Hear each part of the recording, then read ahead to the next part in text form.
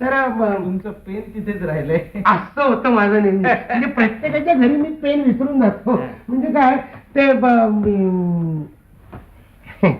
इथे पुढच्याला पेन तिकडेच विसरतो बघा. कॉफी वाटतंय. म्हणजे कशी आहे कॉफी? छान उत्कृष्ट आहे. वा वा लाडू वाटत.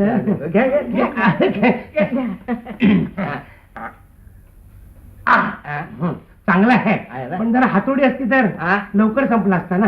नाही काय त्यात बेदाणे घातलायत ना. हा म्हणून काय हो?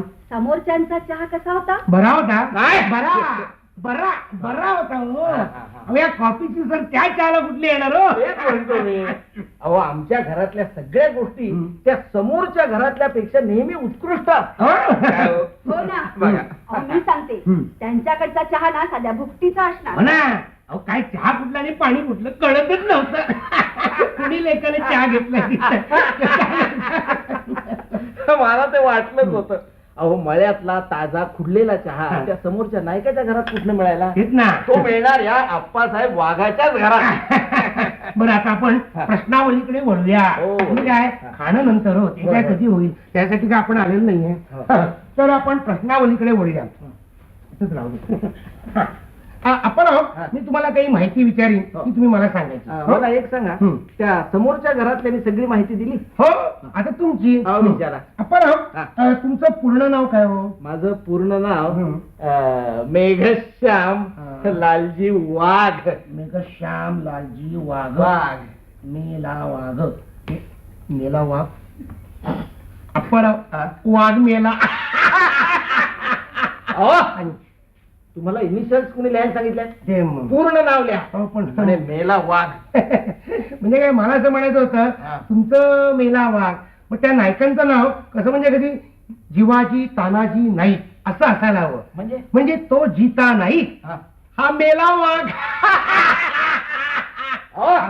चेष्टा पुरे करा. तुमचं काम करा.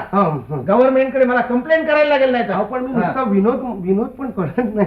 बरं ते जाऊ दे. आता मी पुढचा प्रश्न. तुमचं वय किती हो? समोरच्याने किती सांगितलं? 70. 75 लिहा. 75 लिहा. 75. आणि त्यांच्या म्हातारीनं किती सांगितलं? त्यांची म्हातारी मेली म्हणाली ती. कधी मेली?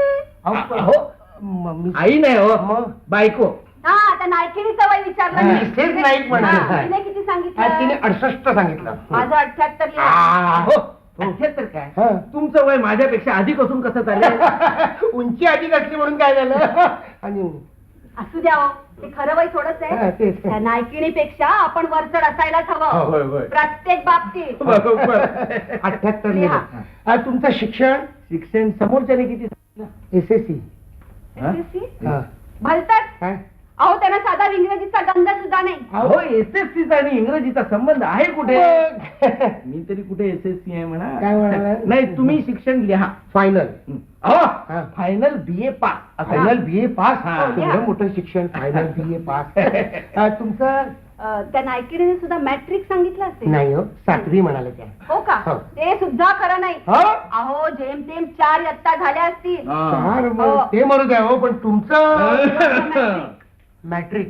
असू दे मॅट्रिक. म्हणजे ती मॅट्रिक.